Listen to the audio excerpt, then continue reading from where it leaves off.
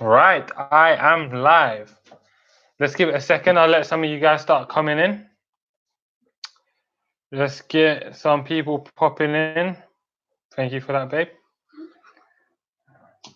Just giving it some time. See who's gonna come along. Just let me know when you guys pop, and then we can get this live stream popping. I don't want to start talking a long discussion. Yo, what's going on, brother? Long time. How you been? Hope you and P Rod are doing well. Just letting this live stream run for a minute before we get into like the discussions and the nitty gritty of tonight.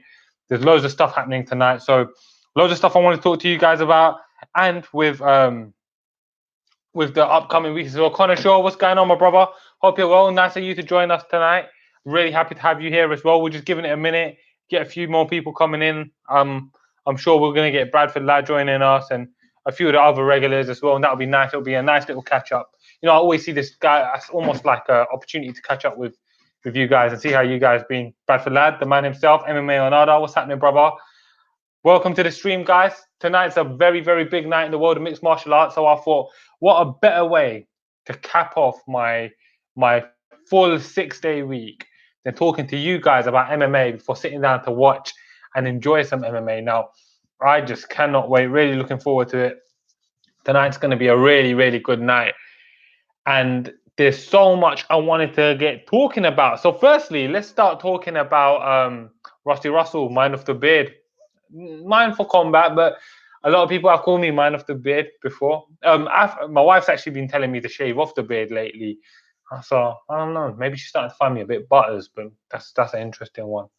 Getting ready for the fights tonight. And race won't do it. It's possible, but not probable. Okay, so let's get it started. Let's get the ball rolling with that one.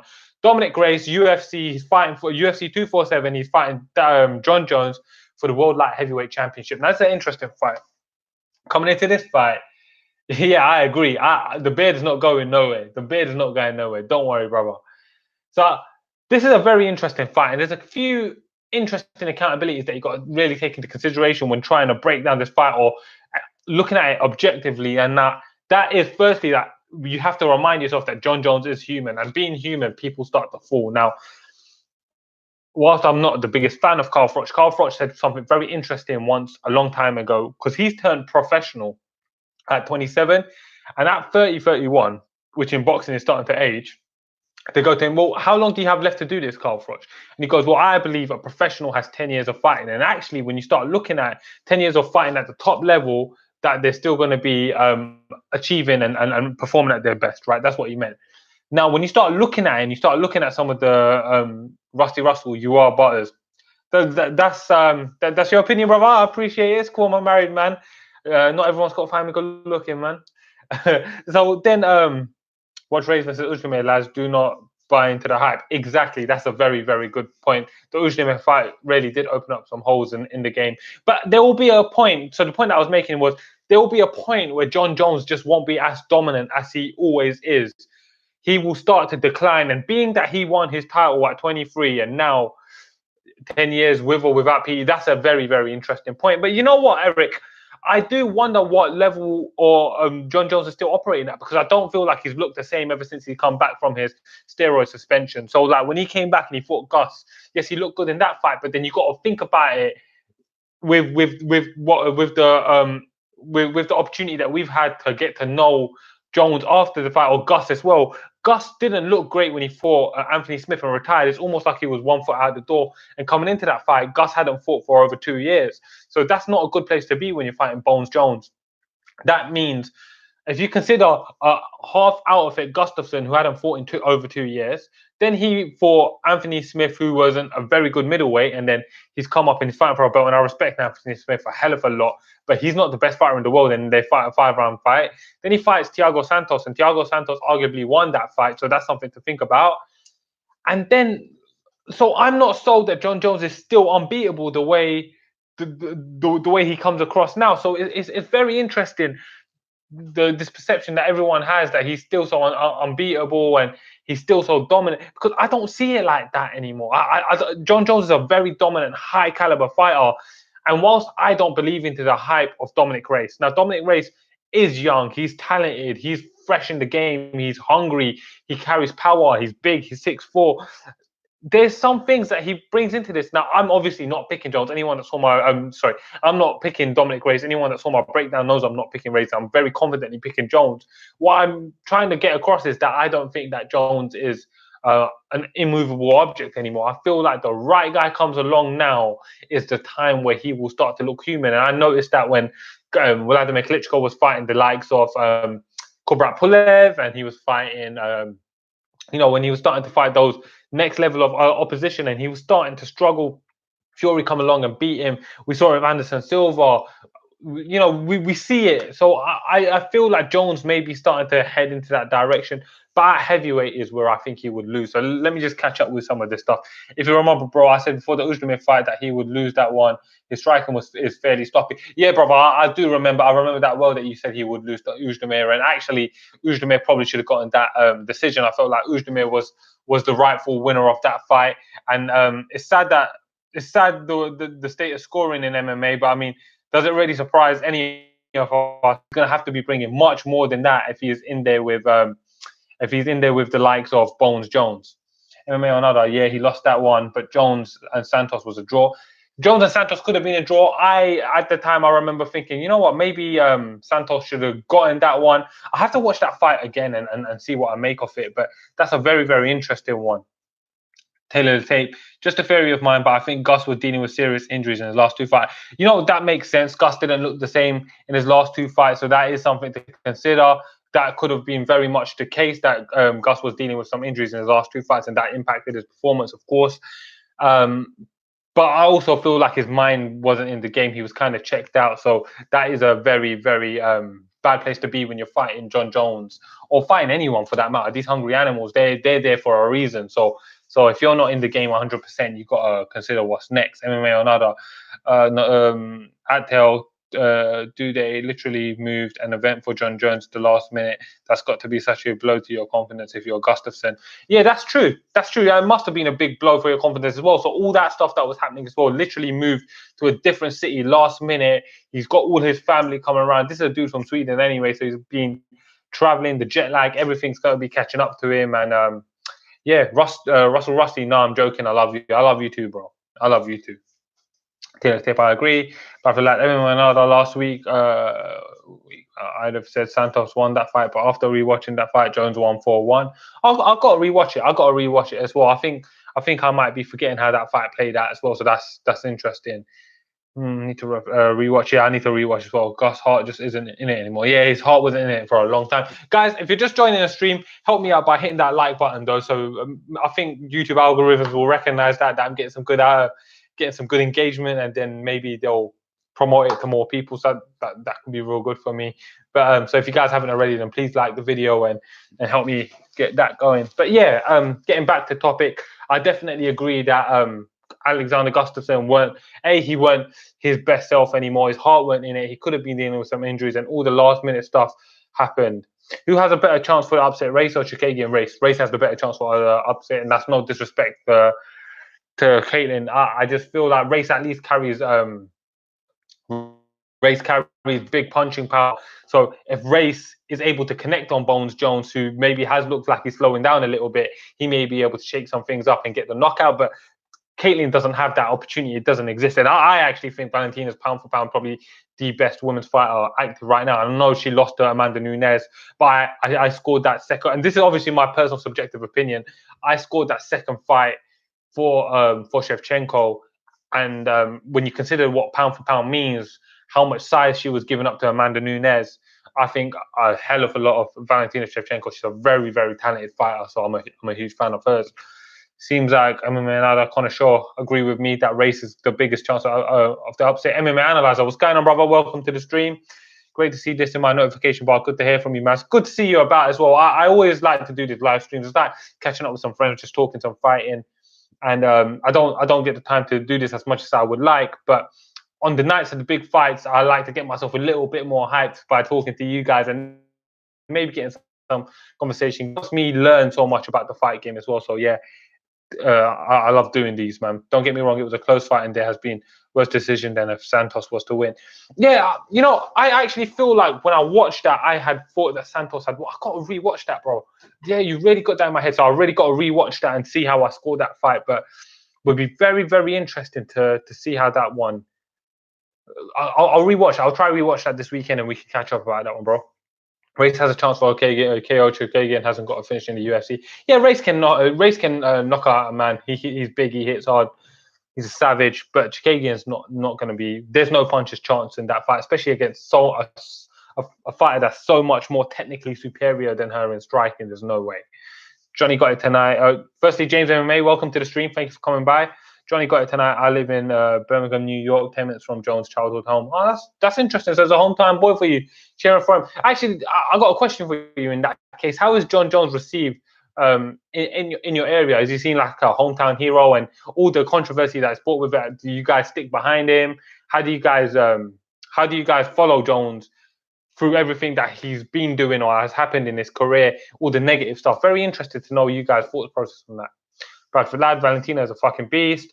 Man, there isn't anyone come close to beating her at 125. I agree. And if Weili comes up, she ain't going to be big and strong enough to be able to deal with whatever Valentina Shevchenko is going to want to do. You got to remember Amanda Nunes, who's a 145 champion, had a real tough time in the clinch and grappling with Valentina. Valentina is a very, very dangerous fighter, very strong, super, super talented.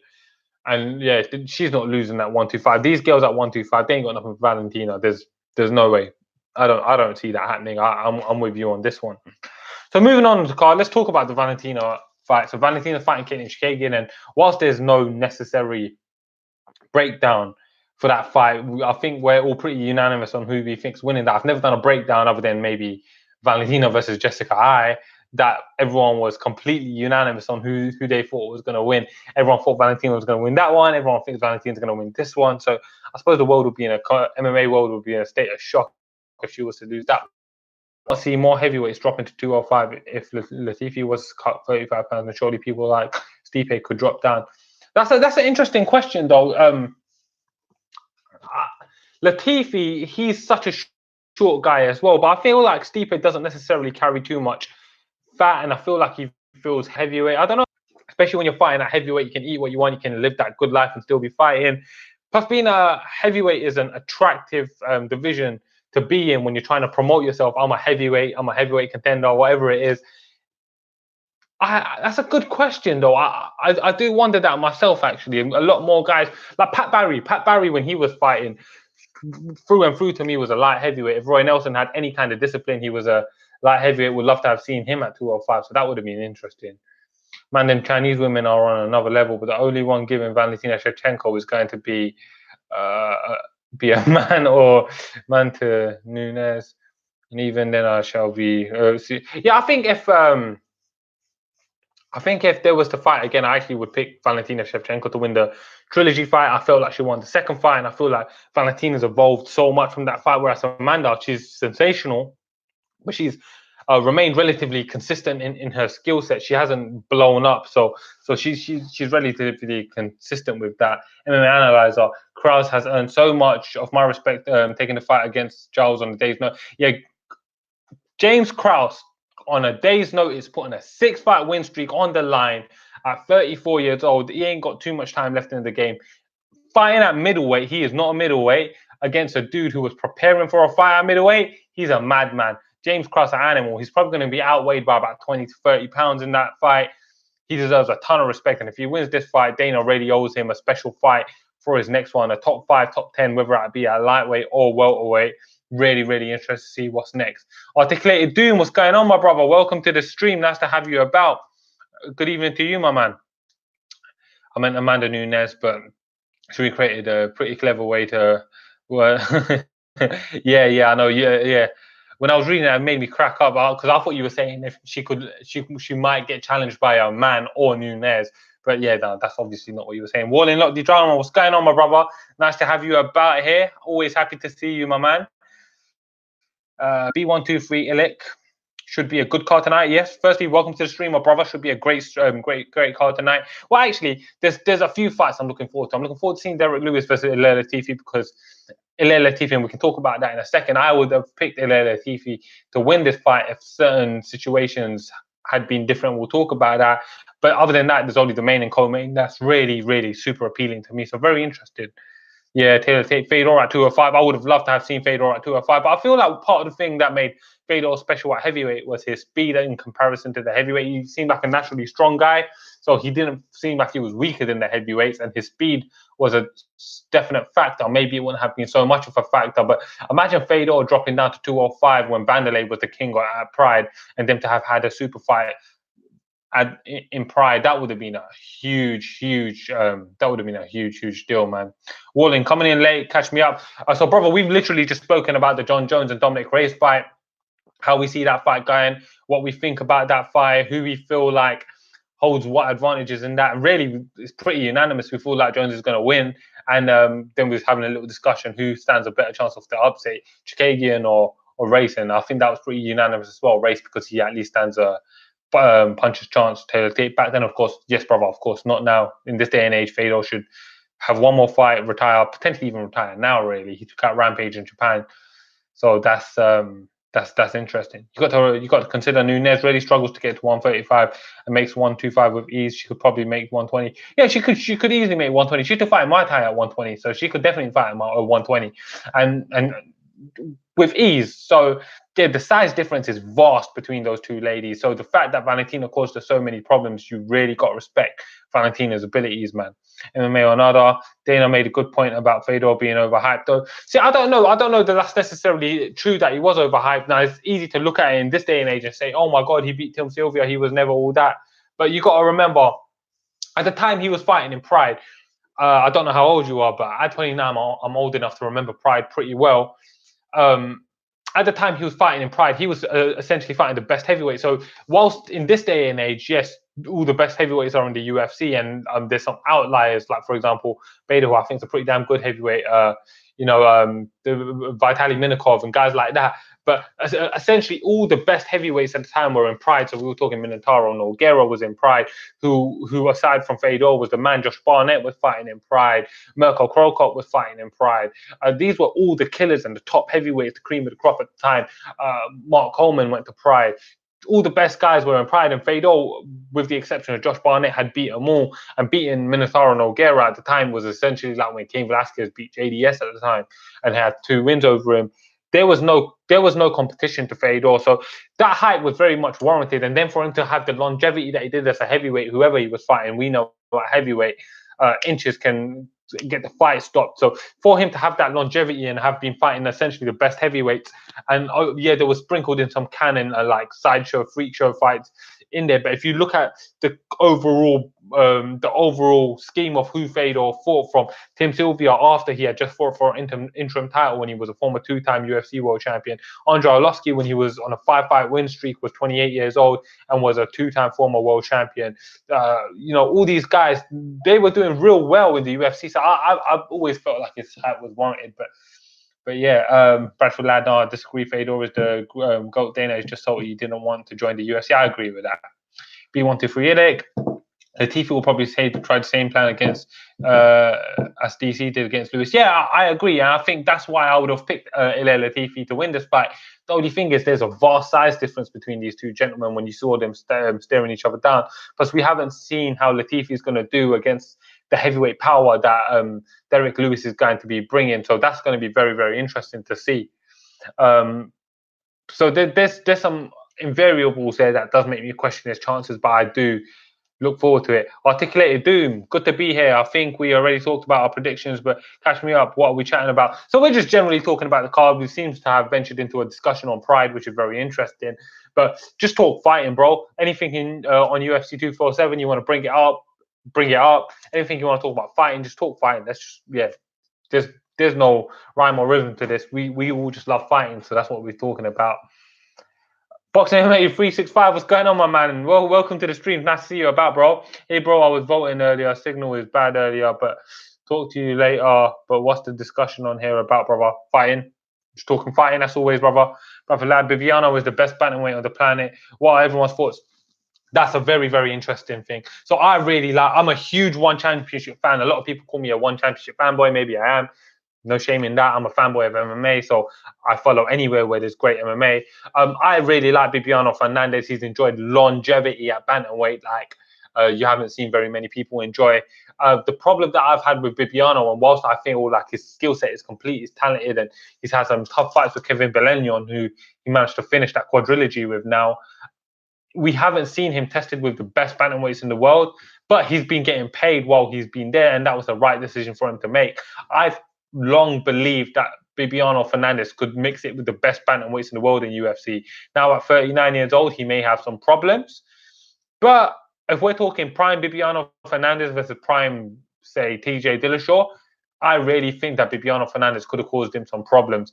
Doesn't mean that I think he would have won. I think Bibiano Fernandez is absolutely exceptional, but very interesting. Werdum was also in Pride, right? Yeah, Werdum was in Pride, and he beat Alistair Overeem, who was also in Pride. So, yeah, that was a great fight at the time with Kimura. Yeah. How crazy was it that Fedor was up to put up against Zulu's in? Who, yeah, I remember. The Pride was really something else. It was disappointing to see them do that, but in a way, you see. So this is something that bothers me. Actually, it's good you brought that up. Whilst I have no problem with watching freak show fights on a one-off, they do kind of irk me in the gill, and I'll tell you why. Because I'm a huge fan of kickboxing. I believe like kickboxing was a sport that was really on the come up at one time, and it was really about to start doing some great things. And being a huge fan of kickboxing that I am, I was really hoping to see it grow. But the consistent use of freak show fights to sell their products in kickboxing, i.e. Remy Bonyaski versus Archie Bono, all of that shit, I believe that was a downfall of kickboxing, and that was what made kickboxing go completely lose interest in the mainstream. And yes, the freak show fights are good to get vast amounts of intention for a short period of time, but really you got to have a proper product, because that's not going to grow your product. That will bring in overnight views, and then people will walk away saying what a joke that was. But yeah, so yeah, it is crazy that Pride done that, and that's one thing I don't miss. Whilst I have no problem with a little bit of fun and maybe a few freak show fights, that's not what I'm about. I love to see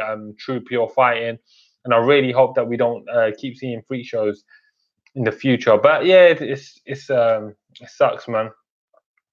I think Lewis versus Latifi is going to be a game of cat and mouse. I think so. It could be, but I actually feel like Latifi is going to come out, they grab Derek Lewis's legs and go for the takedown.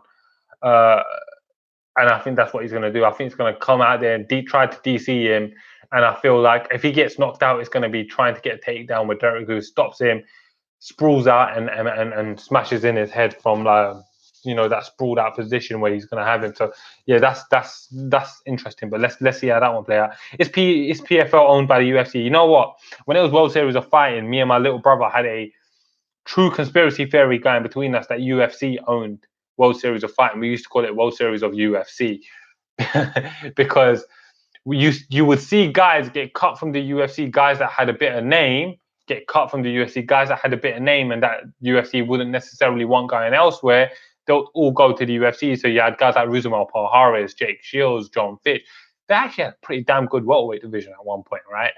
And they were just going over there and fighting on that show, and that was very, very interesting. See, then you were seeing guys coming over from World Series of Fighting coming over to the UFC. You had,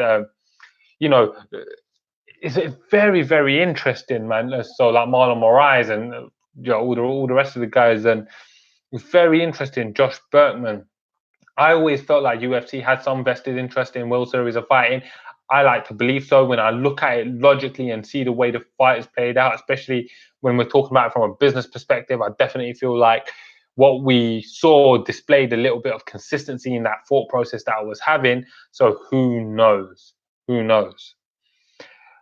Speaking of which, what do you think about YouTubers boxing? Yeah, talking about freak show fights. I don't know, bro. Like YouTuber boxing, it's an interesting one, isn't it? They're obviously not boxers. I don't feel like it's doing boxing any favors. When Logan Paul was fighting KSI, I suppose they were selling it as a YouTuber boxing match, and there were two young guys that were rich, so they had all the money to train full time, and they were already in good shape, and they were training under the best boxing coaches that they could afford, and and it was meant to be somewhat of a serious fight. But no, these ain't fighters, man. These ain't fighters. But let's just say I get my channel blows up and someone goes to me, yo, bro, do you want to fight KSI for £100,000? Best believe I'm fucking doing that, man. Give me £100,000, I'll fight KSI. So I'm not going to be a hypocrite because if I had the opportunity, I'll take it. But then it must be taken with a grain of salt because these are not talented boxers. These are not skillful fighters. You've got to treat it for what it is. And you see KSI talking like he's fighting world championship fighters. I respect he's doing what he's doing. He's making money. He's living his best life. But it is what it is. They're not real fighters, right? But I feel like, yeah, and Askren said the UFC wanted him to fight in the World Series of Fighting for a fight. Yeah, exactly. If Askren said that, see, I must have missed that. But if Askren said UFC wanted him to fight there for a fight, that definitely shows that UFC has some vested interest with World Series of Fighting. That's very, very interesting, that, isn't it? Kickboxing seems like it really on the down, except when Rahul and Bahari fight. Yeah, man, that was a huge fight, and it's really sad that really outside of that, there's no real mass interest in kickboxing. I definitely follow kickboxing. I love that one championship is bringing Muay Thai to the forefront. You've got guys like Jonathan Haggerty and stuff fighting for the belt who are exciting fighters.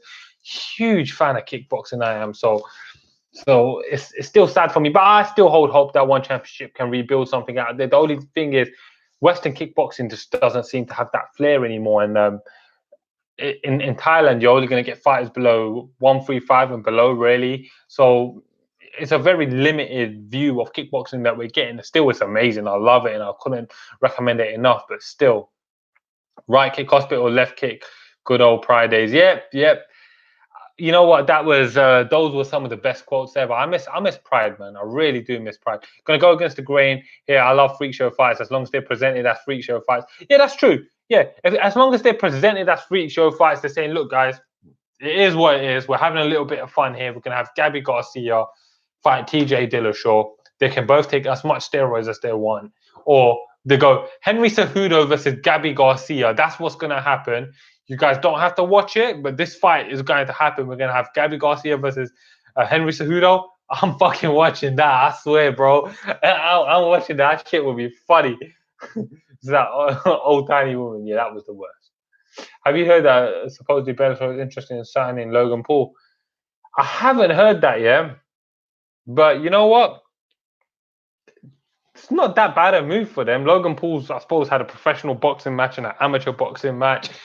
He's got a lot of wrestling experience from what I understand. He's a young guy. He's got a huge name. He's definitely going to bring tons and tons of views. They should do it. They should sign him. They should sign him and get him in there with some 0-1 guy or something like that and see how he does. I'll be very interested in that. Why not? Boxing MMA 365. World Series of Fighting. Trust me, Dana wasn't paying John Fitch. John I've talked to 30 times and wouldn't take a cent off Dana White. Ray Seffer and Ali owned the World Series of Fighting. Where did Ali's money come from? Yeah, so maybe John Fitch didn't know. That's actually an interesting bit of insight. But I do wonder where, to me, when I'm looking at it objectively and thinking about it from a business standpoint, just based on the things that I saw play out, it always looked like UFC had some kind of handlings with World Series of Fighting. I'll be very interested to know where Ali's money came from, and we know he has good ties with the UFC, so interesting. 123 Elite. Kevin Randleman was interesting to watch in Pride. Yeah, Kevin Randleman was very interesting. May he rest in peace. One of the all-time greats, one of the first UFC heavyweight champions. What a great dude he was. And yes, shame he died so young. Connor Martin, firstly, welcome to the stream, brother. Hope you enjoy the stream and get involved in the conversation. Nice to have you here. Hope to see you stick around, man. How do you think Race will do against Jones? It's going to be an interesting fight. So I've done a detailed breakdown of that fight on my channel. So if you're new to the channel, check out that breakdown. But long story short, I feel like John Jones is too well-rounded, too experienced for Race. And I feel like he's going to be able to get him as the fight wears on past rounds 3, 4, 5. I believe that's going to belong to Jones. I feel like Jones is going to get the win in a dominant decision. But check out the breakdown after the stream's over, brother. And let me know what you think, yeah? Brother lad, I wouldn't put it past Scott Coker to do that. It would sell tickets, and that's a job he will do better than Kimber. Yeah. Yeah, he would do much better than Kimbo versus Dada 5000. Look, man, he's a young guy with loads of money, a wrestling background, and he's boxed a little bit now and he's trained boxing for a long time. He's got better stand up than I shouldn't disrespect professional fighters. I'll keep that opinion to myself, actually. But he's got better stand up than some terrible fighters I've seen fighting even in the UFC when it comes to pure stand up. But I shouldn't disrespect them anyway. But yeah, where am I? 1, 2, 3. Alec Jones wins by elbow second round. Yeah, could do. We'll see. I don't know. We haven't really seen Jones look like a savage like that for a while, have we? Zoro, what's going on, my man? How you doing, brother? Welcome to the stream. Henry Cejudo versus Shevchenko for the freak show intergender belt. If we're having a freak show fight and Henry Cejudo is fighting a woman, let that woman be Gabby Garcia. That's what I want to see. I want to see Henry Cejudo versus Gabby Garcia. But yeah, how do you think Race will do against Jones? Spoken out. I always thought RFA and Legacy were owned by UFC. RFA was owned by Ed. No, Legacy is owned by UFC. Yeah, and RFA is owned by Ed, but he uses it as a feeder promotion to UFC, and he's been quite open about that. So that should be interesting. Are you doing a commentary for the card because I have no stream? So you know what, brother? I used to do commentaries for the stream. I did used to do commentaries for the stream because I wanted to push to grow the channel as big as I can, as fast as I possibly could. But I decided to stop doing that, and I'll tell you why, brother. Honestly, just because I would have to focus on the stream and on the fighting, and a lot of times when I have the big fights, I'll have my friends around. Like for example, the Tyson Fury Deontay Wilder fight, I'm gonna have my friends around, and I might even consider doing something. I'll have a live chat for the. Let me not deviate. What used to happen was I used to spend so much time focused on the stream that will take away from my enjoyment of watching the fight. So for me, I'm such a lover of fighting, man. It's my break from my real life. Like it's my escape from everything, from work, from everything. Because MMA is my passion, and I definitely use MMA to get stuff off my mind. So what used to happen when I used to do the stream, I don't mean to get into this deep territory right now, but what used to happen when I used to do this stream is that I'll be so focused on giving a good commentary, and I'll really enjoy it. I really wish I could get into that line of work professionally. But as of right now, I used to feel like it used to deviate my attention. But I am considering bringing back streams. I won't be doing one tonight, but I am considering doing that back. But 365. Sorry, I meant to say Ed Soares. He managed. Yeah, Ed Soares. Yeah, I know Ed Soares. Yeah. Logan Paul would have better stand up than Funky Ben. I was thinking it. You said it. So yeah. He's got some boxing experience, right? And even though he that wasn't a good boxing performance from him, but he's young, he's learning, and I suppose he's more willing to learn than Ben must have been, because for Ben to have fought in MMA for as long as he did, and his stand-up to have evolved so little, that's a real problem there, man. It's a real problem. What do you think of that other heavyweight from France, Cyril Gane?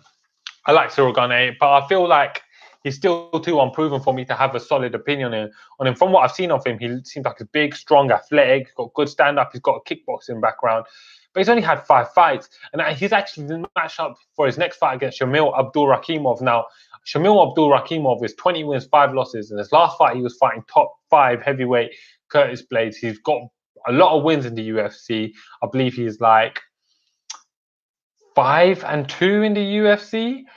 And that's a really, really tough fight for a kid that's only had 5 fights. I don't think that's a good matchup. I feel like Shamil Abdurakhimov might be able to just out wrestle him for the W.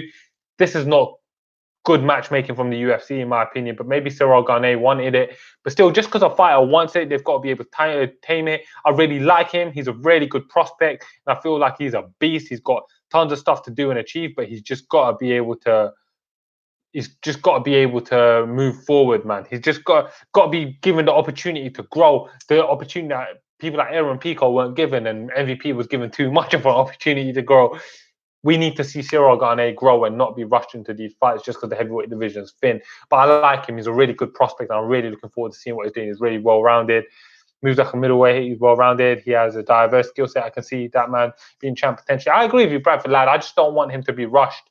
But yeah, he is fighting Abdurakhimov next. I can say that because Ben was my favorite fighter. Yeah, Ben's one of my all-time favorites as well, man. I love that dude. I was really hoping he would do well. I was so certain he was going to beat Jorge Masvidal. But turns out that I was overselling him and his abilities to win the fight. Jorge Masvidal obviously made an example of him, and Jorge Masvidal's used it to be able to grow his popularity. So yeah, he's done well in it. But yeah, Gane's fighting Abdul Rakimov next. I don't think that's a good fight. I think Gane should have been given the opportunity to grow. It's kind of sad, really, but is what it is. That's the fight game, right? Like they don't really. There's no consistency to thought process here. Some days you'll be seeing guys get matched up correctly, some days not so correctly. And this, in my opinion, is poor matchmaking. So it just kind of goes more and more on what I was talking about just the other day. So that's very interesting. So what else is going on tonight, guys, in terms of the fight world? Let's what else is on the card? Let me have a quick look on the card and see what else we can talk about here. What is sad about people are already talking about McGregor and Habib rematch while ignoring Tony. This is ridiculous, yeah? For people to be acting like Conor McGregor and Habib is a foregone conclusion when Tony Ferguson, Habib's most dangerous opponent ever today, is right there waiting, hungry, streaking on a 13-fight win streak, ready to fuck a man up. It's just ridiculous, man. You gotta let what, in my opinion, is the best lightweight fight of all time play out, and then you worry about what's next. The fight's not happened yet. You let that fight happen, and then you see what's next. Like this is not the way to do it. I feel like they're disrespecting Tony Ferguson. Tony Ferguson's an animal, and he's gonna cut up Habib. He's gonna put Habib in trouble. Can't wait to do an official breakdown for that fight and get that one up. Can't wait to watch that fight. The fight that I'm most excited about, probably of all time. I can't wait to watch that fight. It's incredible, man. It is sad. I agree. That's really sad. Poor form from Dana White to be talking about that. And Conor McGregor, let's be honest, man. He wants to fight soon anyway. He should be matched up with Justin Gaethje for a fight in May for another pay-per-view. Do that, and then the winner of that fight, Habib, no problem. Let's get it. Lord, please both let Paul brothers go to Bellator and fight Danis. I can't say what I want to say. Yeah, that would be a lot of fun. That's the kind of freak shows that I wouldn't mind getting behind, to be honest with you. Who is Rumble Johnson fighting next? They haven't announced who Rumble Johnson's fighting next, but if Derek Lewis wins, I would love to see Rumble Johnson versus Derek Lewis main event in some sort of a fight night. That would be a sick fight. Rumble versus Francis, let's have it. Rumble versus Francis could be good, but I feel like Rumble should have to earn his opportunity to get into a fight with Francis Ngannou, who's a top contender. If he can beat Derek Lewis, then he's there or thereabouts. You know what I mean? Did you hear about Cerrone apparently not getting pay-per-view money for Cerrone? For Conor, apparently Cerrone apparently only got paid $200,000. I didn't know that. So I saw that he had $200,000 pay, but I didn't know that he wasn't getting pay-per-view buys. Why would he agree to that bullshit deal? There's no point in fighting. That's his normal pay. Why would he do that? I'm really confused. Is that verified? I haven't heard that. I knew about his pay, but I always was consistently hearing that he's getting pay-per-view buys, which was what I thought, and then thought it made sense. But yeah, articulated dude. Hashtag champ shit only. Which Ninja Turtle are you, bro? If Tony wins, who do you think Conor will? Do you think Conor will fight? Yeah, I think Conor will fight him. Actually, I'm surprised that Conor didn't fight him when he was champion and waited longer. I would have thought that Conor would have came back sooner to fight Tony Ferguson, because the stylistic match of Tony Ferguson, who likes to strike and is hittable and has been dropped by Anthony Pettis and Lando Venata, and he's been hit and rocked by a lot of guys. I felt like that matchup suited Conor McGregor, and I'm surprised Conor McGregor didn't go for it. So if Tony wins, we're definitely seeing Tony versus Conor next, and I'll be very, very interested. Very, very interested in that fight. For McGregor, no way. 200 grand, what the fuck? Why? Yeah, I agree with you. All Habib's takedowns come from defense. Tony doesn't ever back up the defense. Everyone that has tried to grapple Tony has tapped out. That's interesting. Actually, that's a very, very, very good point, because Tony doesn't get his back put on the cage much like that. So he's a very, very smart fighter, especially when it comes to grappling. You've got to work hard, and maybe Habib's not going to necessarily be smart enough to have it worked out correctly. So I should be very interested to see how that one plays out. On the feet as well, Tony Ferguson is going to dominate Habib. So this is going to be a really tough fight for Habib. So for people to be acting like Habib's the foregone conclusion, it's just ridiculous. MMA District, welcome to the stream. Nice to have you about, brother. Hope you enjoy the stream. Who is fighting right now? No one's fighting right now. now, bro. It's 10:42 in the UK. There's some boxing matches going on. I'm guessing that's not why you're here. This is just a pre-fight discussion that we're just talking some fighting before. Eagle in Flight, welcome to the stream. Mad thing, man. What's a mad thing, Eagle in Flight? Just remind me, please. 1, 2, 3. I think he's staying at 205. He should stay at 205. Wait, hold on. Who are we talking about staying at 205? Just remind me. I completely forgot who we're talking about now. Bradford Lad, I think Conor would fuck up Tony. Yeah, he could. That's the perfect stylistic fight for him. Tony is hittable. Conor hits hard and he's got good boxing. It really surprises me to this day that Conor didn't come back for that fight when he had the opportunity to. It's actually kind of mad. But yeah, MMA Analyzer. Cerrone said it on his Instagram, commenting to someone absolutely ridiculous how bad his management. Yeah, his management should absolutely be fired. Don Cerrone, who's an absolute legend of the game, to get paid so poorly for a Conor McGregor fight in a pay-per-view that broke 1 million buys, pathetic, absolutely pathetic, it's absolutely unacceptable. He's really got to sort that shit out. It's not a good look, man. Not a good look. When Tony Ferguson was born, the doctor tried to slap his ass, and then Tony grabbed it and put it in an armbar.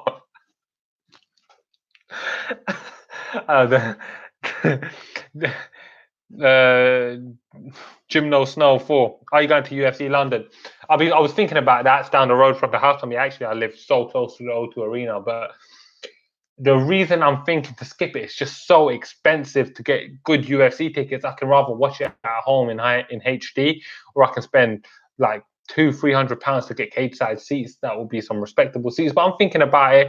Depends, like, especially where none of my friends are really into fighting the way I am. I would end up going on my own. So if I start getting media and press passes to these events, I'll be at every single one of these events. But right now, being quite frank and honest with you guys, it's just a big financial investment to go down to watch that.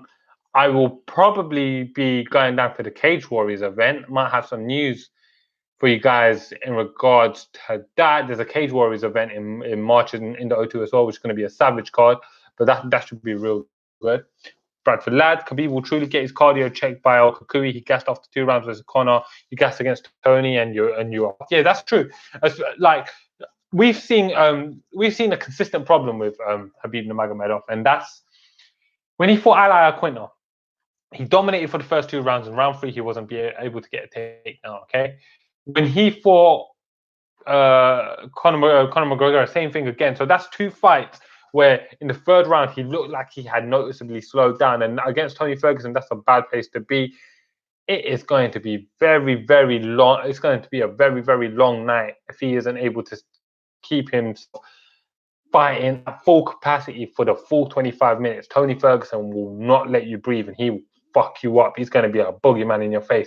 It's not like Khabib's going to knock him out on the feet, is he? So he's going to have to take him down. He's going to have to be in horrible exchanges the whole time with a great Brazilian Jiu-Jitsu black belt who on the ground is going to be cutting him up, and on the feet isn't going to get out of his face. This is going to be a nightmare of a matchup for Khabib. So I'm really, really looking forward to seeing this. 200 G's with no pay-per-view points, or a setback can't pay through. Budweiser chance that week should have made Cowboy 200 G's easy, but I may try to find out. Can anyone confirm that's true? Yeah, I'll be pay-per-view buys or money for pay-per-views on this. That will be absolutely brutally disappointing to see. Yeah, bro, it's way too expensive to go to UFC London.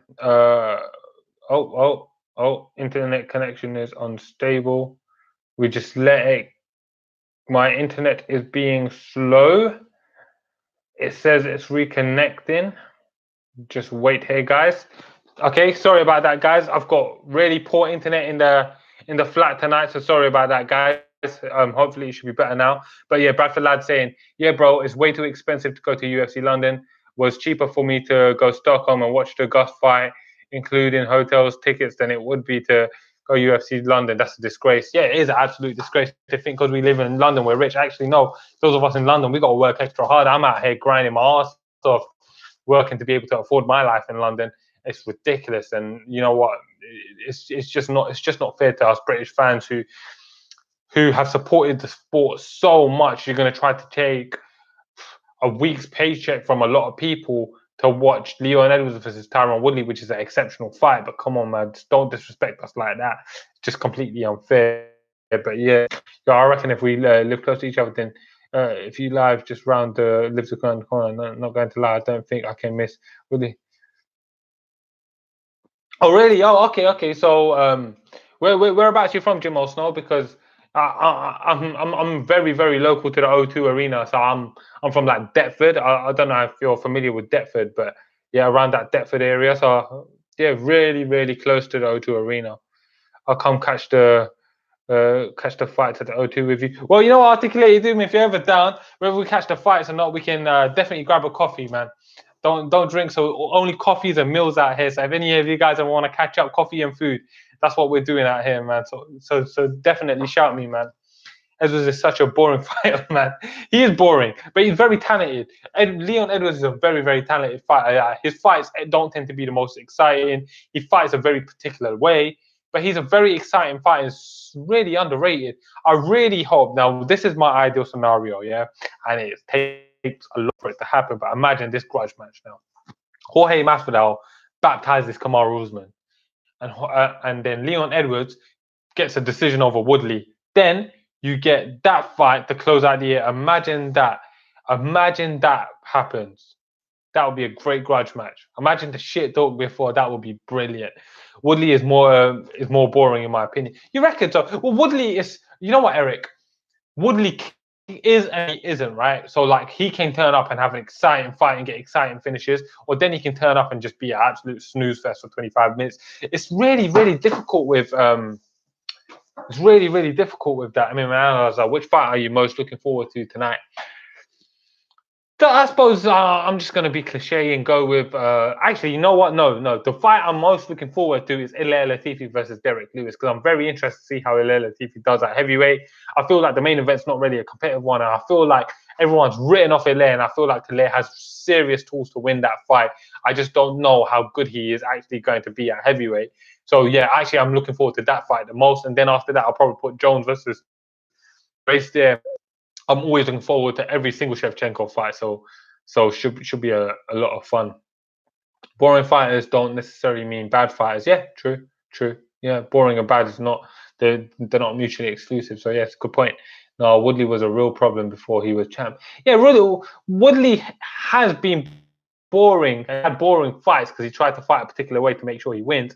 But it's also been very exciting fights as well. So I tend to give Woodley a little bit of leeway, guys. I must admit that I'm a huge fan.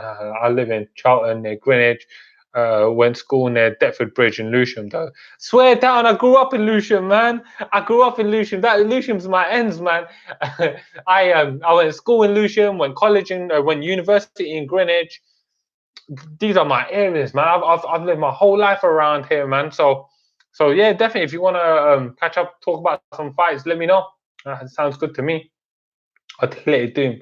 I'm most looking forward to the co-main event. Love me some Valentina. So damn dangerous. So damn exciting. Yeah, she is very, very dangerous. Very dangerous. She is such a dangerous fighter. She's one of the most dangerous fighters that you're going to see fighting. She's so well rounded and so far ahead of every other woman in her division. It's absolutely mad. It must be quite intimidating for all of her fighters to be in the ring with her. That's got to be. It's got to have that impact, that Mighty Mouse Johnson had when he ruled over 125 for so long. It's going to be a long time for anyone takes her out.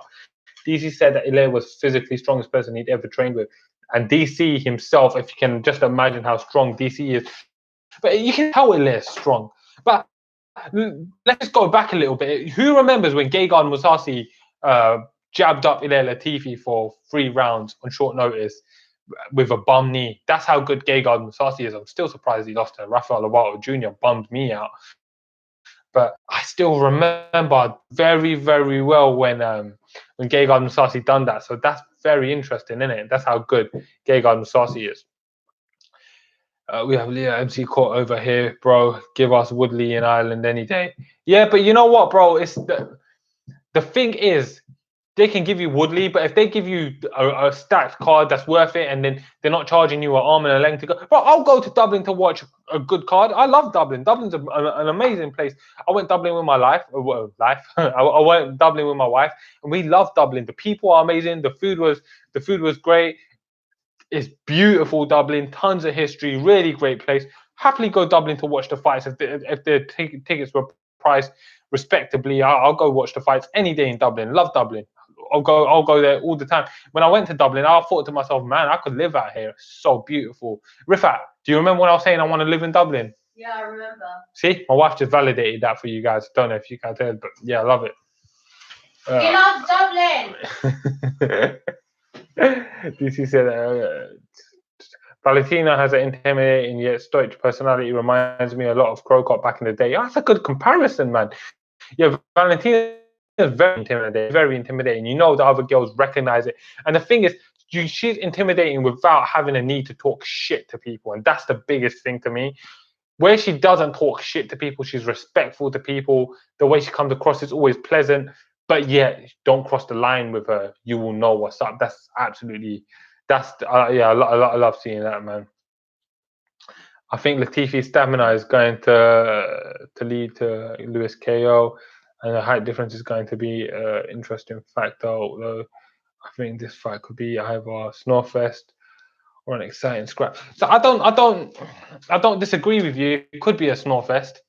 I don't think so though. I don't think it's going to be a Snorefest. I feel like even Latifi comes out and starts trying to grind him out for 3 rounds, it's always going to be exciting every time Derek Lewis breaks free or every time there's some distance. Derek Lewis is a berserker, man.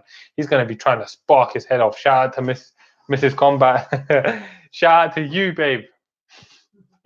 MMA Analyzer. Lewis versus Ngannou fight sprung to my mind how this one could go. I really hope that's not the case, man. I would be that would be especially staying up at like 4 a.m. and staying up till like 4 a.m. and then having to deal with that all night. That would be very, very, very, very suckish. I'll probably end up falling asleep at some point. Valentina shit talking is very rare, but when it comes to, would you fight the first champ, Valentina? Who's that? Yeah, but it's interesting with Valentina because she doesn't talk shit. She's not disrespectful to her opponents, but she's still got that intimidating flair. And I know a lot of girls are noticing. I know a lot of girls just don't want to cross her. That knockout that she got of Jessica, I definitely send shockwaves around 125. And every girl at 125 knows what's up, man. They don't want to be in the ring with Valentina Shevchenko. She is such a dangerous fighter. One of my favorite fighters fighting right now, man. I will take her down. You'll take her down? Yeah, I don't know, man. I don't know if you should want to take her down. Latifi won't get into a kickboxing match. If it's a boring match, it'll be Latifi grinding him out. Even if Latifi does take him down, yeah, I don't see that being particularly boring just because I feel like Lewis will be looking to spring and just snap out a head kick or just land some bombs. What do you think happens with Masvidal versus Usman? I think Masvidal takes it. That's such an interesting fight. So, all right, this is a very good topic. Now, I've got loads of stuff to say about this. Let's get comfortable. So, that is a very, very interesting thing to consider here, yeah? So let's think about that for a second. On the feet, if this was a kickboxing fight, Jorge Masvidal wins 10 times out of 10, right? There's no discussion there. Jorge Masvidal is a better striker than Kamaru Usman, right? The question then now becomes is, can Jorge Masvidal keep Kamaru Usman off him? It's interesting because Damian Maia had Jorge Masvidal's back multiple times. When he was choking out everyone, he was strangling everyone, and Jorge Masvidal was able to fend him off for the best part of that fight and had a lot of success even in grappling and was able to break free and strike. And who's ever been able to dominate Jorge Masvidal and just grind him out? It doesn't happen. And he trained with some of the best wrestlers in the game. So Jorge Masvidal has a very underrated ground game. He's super experienced, got good BJJ, and he's a better striker. I very much believe Jorge Masvidal can win that fight. Do I think I would take him? At this stage, I'm 50-50, but I'm starting to lean towards Jorge Masvidal, who, because he has got 13 losses, because he has had that career where he's lost the big fights where he comes and is about to get a title shot, then boom, he loses, or boom, he's in the Bellator lightweight tournament and gets choked out by Tomi Amada, boom, he loses to Gilbert Melendez, whatever it is. We have got to give Jorge Masvidal some respect coming into this fight because I feel like he's turned the leaf in his career. He's at a different stage. I really, really believe Jorge Masvidal's got the potential to win this fight, man. I felt that head kick that she gave. Yeah, I felt that. Everyone felt that. James Krause has to fight Jorge for the BMF belt if he wins tonight. he already fought Jorge Masvidal, and he lost. So Jorge Masvidal has already proved his BMF status with his win over James Krause. I'm fairly certain they have anyway. If someone can verify that for me, that'd be pretty cool for you guys. Even though Bure saying she loves Dublin, Robbie would be happy hearing that. You know what, brother? If I ever come down to Dublin, me and my missus was talking about now coming down to Dublin. Either you or Robbie is gonna have to show us around some of the spots, take us to some of the best spots to eat, and show us some of the best history of Dublin. Love it there. What a beautiful place that is. Bradford lad, Jorge has been in there with the most dangerous grapplers. Usman won't be able to finish him. I don't disagree, man.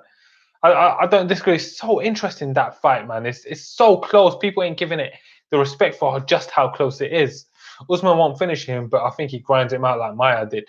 Yeah, Maya had a lot of success grinding him out, but also you got to remember, whilst Maya's not as big and strong as, maybe not as strong as Usman, maybe he's a better, not better wrestler, but he's much better at controlling position. So whenever he gets someone's back and stuff like that, he can hold it better, and Masvidal was able to survive and break free on multiple occasions. Then on the feet, there's vast differences. It's very interesting to see that fight play out, Eric.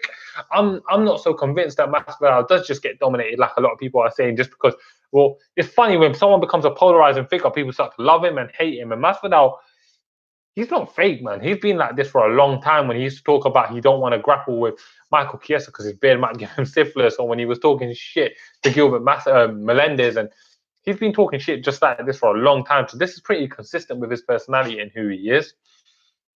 Let's see some of the comments. Jimo Snow 4. I reckon Usman grinds him out, to be honest. I've seen him get this type of position too many times, in my opinion. Only Kobe and Leon have the variety and skill to beat Usman. I feel like Usman's being put on a pedestal right now, to be honest with you, brother. I feel like he's gotten to that stage where he's gone through a nice long line of consistency and momentum that making people start to question his ability to be beaten. But in my opinion, there's a lot of people overrating him right now, and I feel like Usman, as talented as he is, and he is definitely the best welterweight in the world right now.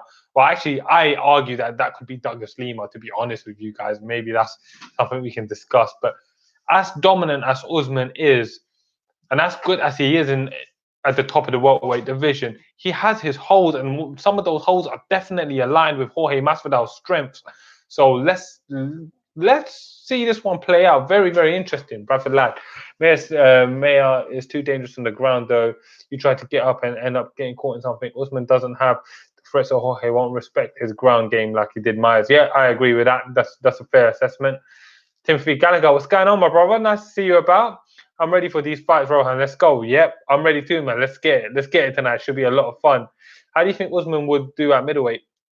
I think he will struggle at middleweight, to be honest with you. Well, he might do well. The thing is, Usman's not a heavy hitter. He finished Colby Covington, but he doesn't carry power in his hand. So his game comes down to his physical, his ability to impose his physical will in terms of his wrestling over his opponent and the pressure that comes with it. He wouldn't have so much success doing that against the likes of, say, Yoel Romero. He's not going to go there and put Yoel Romero on the cage and just grind him out, is he? That's not going to happen. Robert Whittaker, he would have a hard time doing it. If Robert Whittaker can grapple with Romero, then he can grapple with Usman, and he hasn't got the striking of Israel Adesanya. So, and Adesanya will be very interesting because Adesanya is going to fight Romero, so that will be very telling of how Usman would do against him. So it's interesting. It's very, very interesting.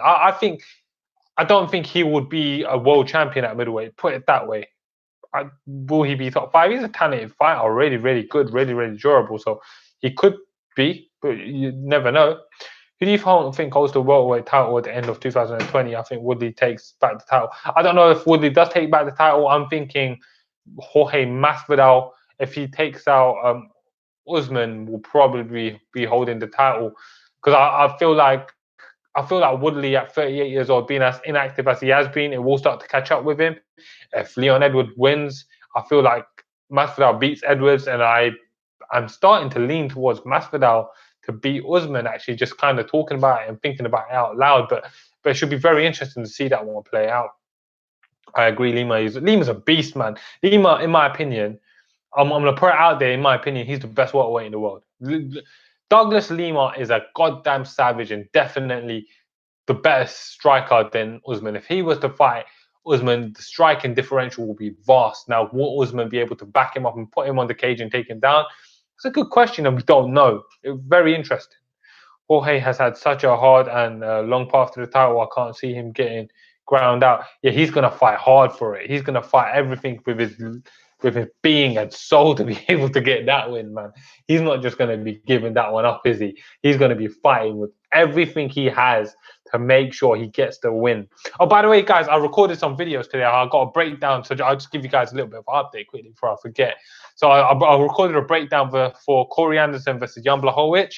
I'm going to have that up early this week. And I've also recorded my breakdown for Tyson Fury versus Deontay Wilder 2, and that should be up by the end of the week. My breakdown of Deontay Wilder versus Tyson Fury 2 is a bit longer than my usual ones. It's about 14 minutes, but I really got in depth on that one. So if you guys are boxing fans as well, or even if you're not, check that out. This is definitely one of the biggest boxing matches of our generation. Definitely the biggest heavyweight boxing fight since, well, I can't even remember. So really, really interested. How bright is Alexander Rakic's future at light heavyweight? Very bright, very bright. One loss doesn't mean nothing. He lost to a top contender, and he lost in a way that he saw holes in his games that are easy to shore up. He didn't prove to be chinny, which will remain an issue. He didn't prove to be a quitter, which would have remained an issue. It seems like he kind of gasped by being overzealous in the first round. Maybe that was associated with all the hype that he was getting, and it was just completely new to him. And it seemed like he gasped, slowed down, and then Usman was able to take advantage of that. So I feel like Alexander Rakic's future in the light heavyweight division is very, very bright. He shouldn't be discouraged by a loss to Usman, who's a top contender and fought for a world title.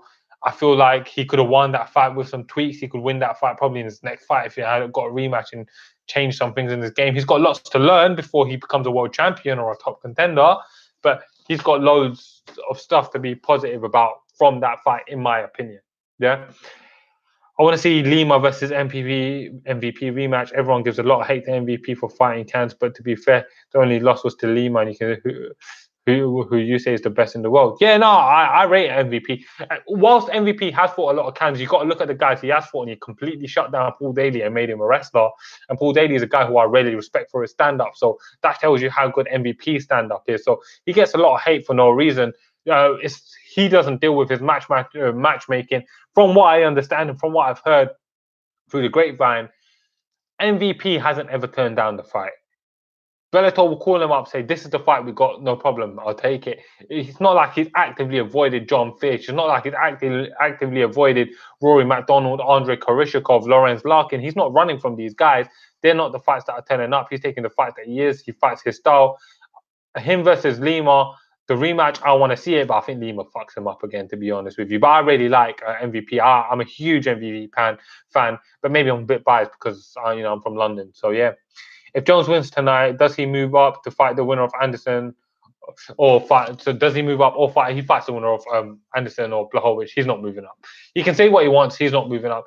John Jones has shown a consistency in behavior, and at this stage, can only go on consistency behavior traits. And John Jones's consistency has been that he's not going up to heavyweight. He's not going up. If he was going to go up to heavyweight, he would have done it by now. I don't think we're seeing it. I think we see him fight Corey Anderson if Corey Anderson wins. Especially where there's some beef behind them, and maybe even Blachowicz. If Blachowicz wins, should get the title shot as well. So yeah, no, I think that's what we're going to be seeing. That's no problem, brother. I've got to see GAA Gaming Croke Park, brother. You and the wife will love it. It's a special place, heart of Ireland. It's Croke Park Stadium, except when Dublin win. Yeah, no, she'll be down for that. I know she's always down for new experiences, so Mrs. will definitely be down. Rakic is a crazy talent. His KO off Manua was crazy watching it live. He definitely beat Usman, in my opinion. Also, yeah, I think he could have gotten the win over Usman, but whether or not he could have or shouldn't have gotten the win over Usman, sometimes it's a good thing that he got delayed because he got an opportunity to see holes in his game, and now he gets to work on it and become a better fighter. He's young, he's big, he's athletic. He did look a little bit overzealous when the fight started, but he's got the opportunity to learn from it and move on. And I just cannot wait to see him do that. It's going to be really, really fun. Very Wilder video. I'm interested to listen to it. I can't wait to hear your thoughts on it. I know you're a huge boxing fan, so that's going to be really big to get your thoughts on that. I appreciate that, brother. Potential of Ray's beating Jones tonight is Crazy, really getting me hyped for the main event.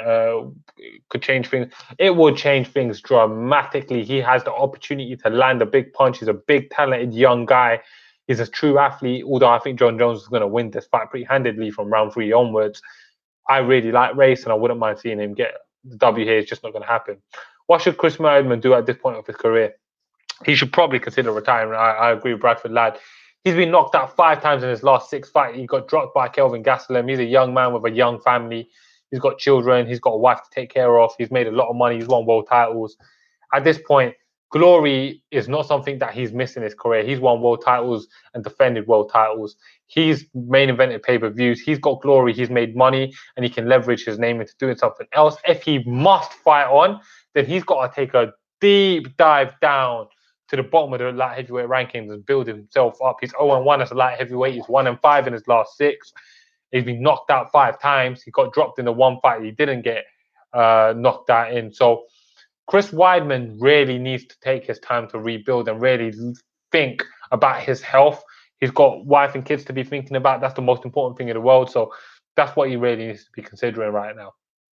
Boxing MMA 365, he's not moving up because timing isn't right, and he's running through his contract with fights don't involve DC and Stipe and Ngannou, you know. Yeah, true point. Maybe that makes sense for him. But I'll be very interested to see him fight Stipe. Should Stipe beat Daniel Cormier, he may arguably be the greatest heavyweight of all time. I wouldn't put him above Fedor just yet, but the argument then becomes real. And him versus John Jones, should he beat Dominic Reyes tonight, what a fight that would be in terms of legacy, right? That would be absolutely incredible. Who do you think Stipe faces next? I think he faces, if he beats Daniel Cormier, who he is facing next, Dana White's confirmed it, Daniel Cormier's confirmed it. So I think that will happen. Should that happen, then I think we see Stipe fight Francis Ngannou next if Ngannou beats Jairzinho Rozenstruik. If Jairzinho Rozenstruik beats Francis Ngannou, then it becomes a bit of a question. I feel like it may open up the opportunity to start negotiations with John Jones, but let's see how that plays out. That's an interesting one. But for now, because I would pick Francis Ngannou over Jairzinho, I'm going to say he probably fights Francis Ngannou. I think Jones will take Stipe. He might take Stipe. I just don't think like he has power at light heavyweight. So I don't feel like he'll carry power at heavyweight to really get the respect of Stipe. And Stipe is a durable guy anyway. Francis couldn't stop him. So the whole time, the only thing is Jones can kick around Stipe like a hacky sack, and Stipe doesn't really kick. But it'll be very interesting to see that fight. What do you think of Zabit versus Ortega? That's an excellent fight. I really like that fight. I think Zabit, depending on the kind of fight that is, if that's a 5-round fight, Ortega probably has a much higher opportunity to win that fight. If it's a 3-round fight, I think Zabit will win that fight just because Ortega's been a historically slow fighter. And because Ortega's been a historically slow starter, fighters are often able to develop advantages over him. Actually, when he was fighting Max Holloway, I was able. That's one of the things I'm most proud of. I predicted the winner of that fight, and I predicted how he would win and in what round he would win. So that's on my channel if you want to check that out. But that was a very, very interesting one. It was very insightful to get to know Ortega. So Ortega's had a lot of time off, and I feel like he could have shored up that weakness. But I think when you look at that fight, when you look at Zabit versus Ortega, Zabit shines early, Ortega struggles early. Zabit struggles late, Ortega shines as the fight goes on. So if it's a 5-round fight, I favor Ortega. If it's a 3-round fight, I favor. And check out some of my other content. Imagine the shithousery if Jones moves up and fights Stipe instead of DC. I know DC would lose his freaking rag if that would happen. He would not be amused. It would be kind of funny as well, but you know what? I wouldn't mind seeing it as much as I love Daniel Cormier. If it happens, it happens, right? But anyways, guys. Oh, yo, Keenan K, what's going on, my brother? King Rohan, you the man, man. I appreciate you, bro. This is my man who's grown his channel so much just because he does some excellent work and he's got incredible videos, great editing. This is the man. It's the future of YouTube right here in Keenan K. Thank you for dropping by, Keenan. Ortega is criminally underrated. In my opinion, he has some of the best BJJ JJ we've ever seen in Octagon. He has power. Check the Edgar fight. Yeah, I agree. He is absolutely criminally underrated, and I really am a huge fan of Ortega. Can't wait for his comeback. Really excited to see it, and the Zabit fight is a really appealing one for me. Who do you think Rakic will fight next? Hopefully, no one massive. Hopefully, he gets the opportunity to build up correctly and they don't rush him along. I don't like seeing fighters get rushed along. So maybe if Glover loses to Anthony Smith, that's a good fight because Glover's later on in his career is very interesting, man. But Keenan K, thanks for streaming. Thank you for dropping by, brother. And Boxing MMA 365, enjoy the fights. Good chat, bro. Thank you. Anyways, guys, with that, I'm gonna call it a night. I'm gonna take the opportunity to grab a cup of tea, relax for a bit, wake myself up and get ready for the fights. And I'll be looking to catch up with you guys soon. If I get the opportunity to, I will do a post-fight thoughts video for you guys. If not, then we'll catch up in the comment section of any of my videos anyway. If you guys are new to the channel, then remember to check out my channel and let me know what you think. Thank you guys for joining me today. And I'm going to try to do streams before every big major card, whether that be boxing or MMA. And I'm thinking even just do it Saturdays, just generally have a catch up with you guys on Saturdays and just talk about some fighting. It doesn't need to be an hour, it could just be half hour, just to catch up, to see how you guys are doing. But anyways, guys, thank you for tuning in. Like I said, as always, I'm Rohan. This is Mindful Combat, and yeah, have a good night.